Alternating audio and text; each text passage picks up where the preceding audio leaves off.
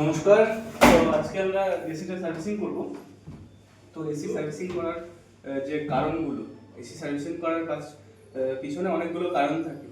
যেমন হচ্ছে ফিল্টার জাম, তারপর হচ্ছে আপনার কুলিং কয়েল জাম, আউটডোর জাম, মানে আরেকটা যে ইউনিট আছে, একটা স্পিড এসি দুটো ইউনিট থাকে।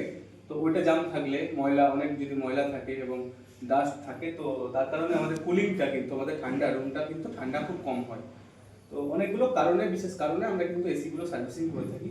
যেহেতু আমাদের এখন মানে গরম পড়তে শুরু করে দিয়েছে, তো এসি সার্ভিসিং করা খুব প্রয়োজন এবং ইলেকট্রিক কনজিউমশন খুব কম হবে এবং এসির হেলথ খুব ভালো থাকবে এবং এসির যে আমরা সুন্দর হাওয়াটা খাবো গরমের দিনে, তো হাওয়ার মধ্যে যেন ডাস্ট না আসে। তো অনেকগুলো দিক আমাদের কিন্তু খেয়াল করতে হবে এবং খেয়াল রেখে কিন্তু আমাদের এসিগুলো ঠিকঠাকভাবে মেনটেনেন্স করাতে হবে। আপনার যে লোকাল নিয়ারেস্ট যে এসি টেকনিশিয়ান আছে বা কোম্পানির তরফ থেকে, সেগুলো আপনারা নিয়মিত এসিটা সার্ভিসিং করাবেন।